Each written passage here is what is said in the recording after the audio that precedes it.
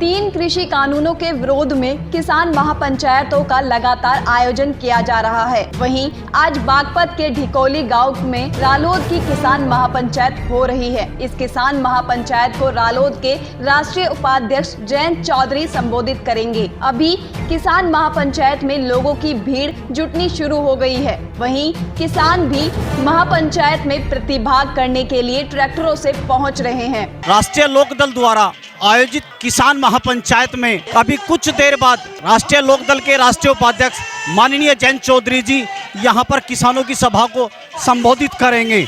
यह वही मैदान है जहां से कभी चौधरी चरण सिंह जी किसानों को संबोधित करते थे।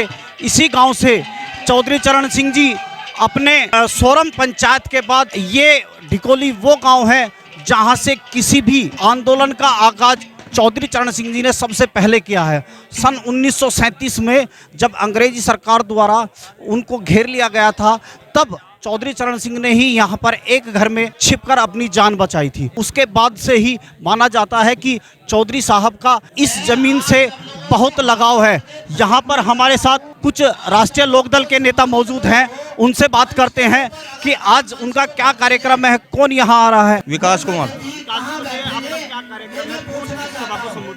जयंत चौधरी आ रहे राष्ट्रीय लोकदल के उपाध्यक्ष और किसानों को संबोधित करेंगे। और जो सरकार ने 3 काले कानून किसान पे थोपने का काम किया है, इस बारे में चर्चा होगी।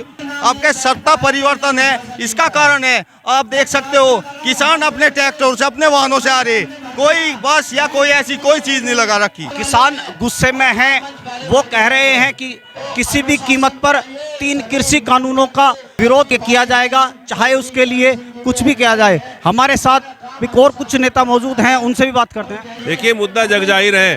पूरा भारत, विश्व के वो सारे देश जो खेती किसानी करते हैं, मुद्दा बड़ा स्पष्ट है। किसान आंदोलन में वह सब एक साथ हैं। भारत सरकार ने जो नए नियम किसानों को ऊपर लाद दिए हैं, उनका विरोध हर स्तर पर किसान कर रहा है।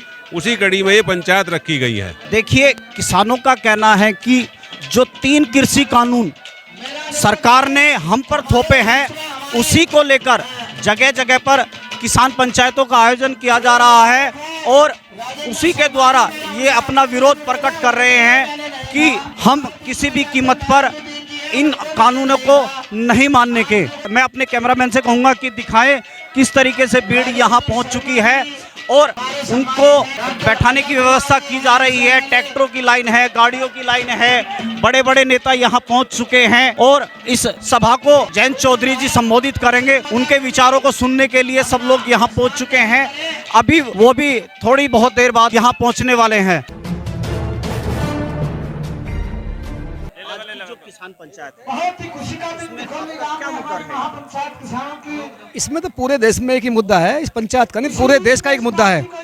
ये जो किसान बिल आए हैं, इनकी वापसी कैसे हो, ये जो काला कानून है इसकी वापसी, इसका अध्याय कैसे खत्म हो, इस पर ये पंचायत है। और पंचायत में समझता हूँ मैं, ये वैसे तो राष्ट्रीय लोकदल की द्वारा आयोजित पंचायत है, सत्ता को पक्ष को छोड़कर सबका समर्थन इन महापंचायत को मिल रहा है और समस्त किसान मजदूर एक मत से इस पंचायत को अपना समर्थन दे रहा है। इस कानून में केवल निजीकरण है, जो लेकर नेहरू जी लेकर आए थे ना सहकारिता, ये कॉन्ट्रैक्ट फार्मिंग है। इसमें किसान अपनी भूमि का मालिक नहीं होगा आने वाले समय में। जो उनका कॉन्ट्रैक्ट होगा, संविदा पर होगा, उसके आधार पर लोन भी ले सकता है। वो तो जमीन होगी किसान की, लोन लेगा, जो उस पर किसी के साथ कॉन्ट्रैक्ट होगा तो मालिक तो एक तरीके से दूसरा जो खेती का मालिक है वो मालिक नहीं है, दूसरा मालिक हो जाएगा उसका।